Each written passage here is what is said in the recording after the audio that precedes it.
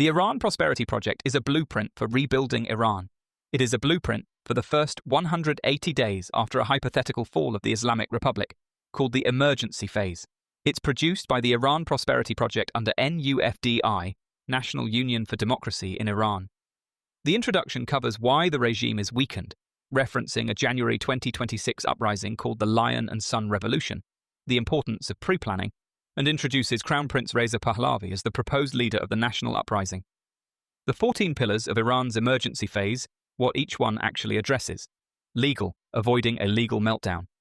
Iran's entire legal system is fused with Islamic Republic ideology.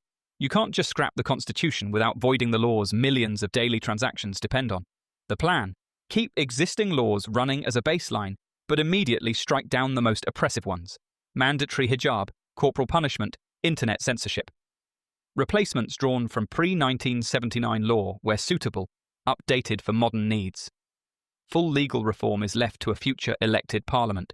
2. Political, filling the power vacuum with Khamenei killed in the February 2026 strikes, and the regime fractured after massacring tens of thousands of its own people in January. The question is, who governs? The plan proposes a three-branch transitional system: legislature, executive, judiciary, under Reza Pahlavi, who millions called for during the protests. The roadmap to democracy: referendum on monarchy versus republic, a constituent assembly, new constitution, then elections. Timeline: 18 to 24 months. 3. Military, dismantling the IRGC, without repeating 1979. The IRGC isn't just military, it controls half of Iran's oil exports and runs corporate empires across every sector. The plan dissolves the IRGC, Quds Force and Basij, but avoids mass purges, learning from 1979 when gutting the military left Iran defenseless against Iraq. Most rank and file are retained, only those behind atrocities face justice. 4. Foreign policy, ending pariah status. Iran is at war, the Strait of Hormuz is disrupted, and the country is more isolated than ever.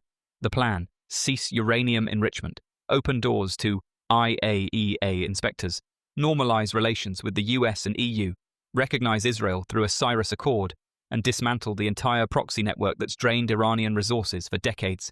This is the path to lifting sanctions. 5. Essential functions, keeping the lights on. Half of Iran's industry has halted from rolling blackouts. Power cuts hit 3 to 4 hours daily. 57% of Iranians face malnourishment. The war has destroyed factories, bridges, and railways. Priority 1 is simply keeping essential services running. Food, supply chains, healthcare, energy, water, everything else depends on this. 6. Macroeconomics, stopping the freefall. The rial has collapsed from 42,000 to over 1.1 million against the dollar. The plan: grant the central bank real independence, implement capital controls, temporarily suspend the stock exchange, and keep pensions and subsidies flowing. The goal is preventing total collapse, not comprehensive reform. 7. National assets, recovering stolen wealth. The supreme leader's apparatus controls a shadow economy worth tens of billions through bonyads, setad, and IRGC corporate holdings spanning finance, pharma, telecoms, and construction. If regime loyalists keep access to these assets, they can finance insurgency. 8. Energy. Rebuilding a bombed-out sector infrastructure was already crumbling. Then the war destroyed energy facilities that officials say will take months or years to repair. The plan centralizes control under a transitional energy command unit, secures systems against sabotage, restores domestic power prioritizing hospitals and water, and resumes oil exports. 9. Industry. Saving what's left.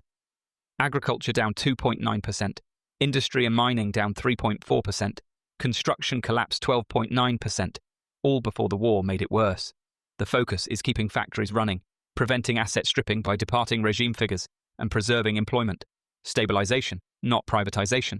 10. Cybersecurity, securing weaponized infrastructure. The regime used Iran's telecoms as a tool of repression, internet shutdowns, surveillance, censorship. Legacy systems controlling energy, water, and transport are vulnerable. The plan replaces compromised control structures with transparent governance and protects critical infrastructure from both external threats and internal sabotage. 11. Environment, ecological collapse.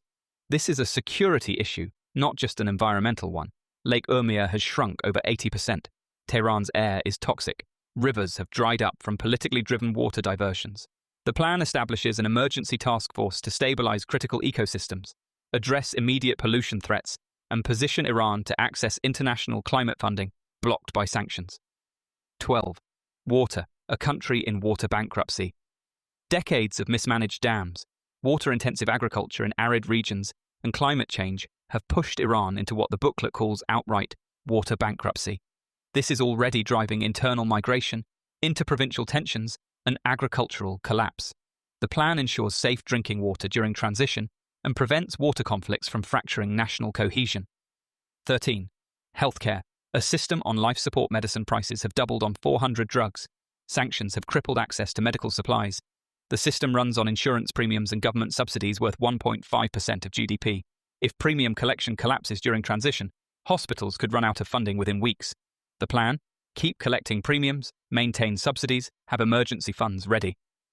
14. Education, undoing 47 years of indoctrination. Iran's schools have been a regime control tool, ideological vetting of teachers, mandatory religious instruction, gender segregation, propaganda textbooks.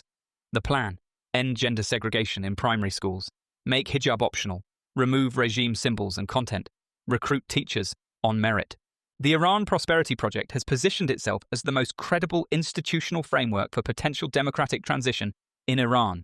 While the current uprising represents the greatest opportunity for regime change in decades, the project's ultimate test will be its ability to provide stable, legitimate governance should the Islamic Republic fall. The next 6 to 12 months will likely determine whether this remains a theoretical exercise or becomes Iran's roadmap to democracy. Success depends on factors beyond the project's control: the regime's resilience, military loyalty, international support, and the Iranian people's sustained mobilization capacity. We will dissect and critically appraise this document on our upcoming videos. Like and subscribe to stay up to date.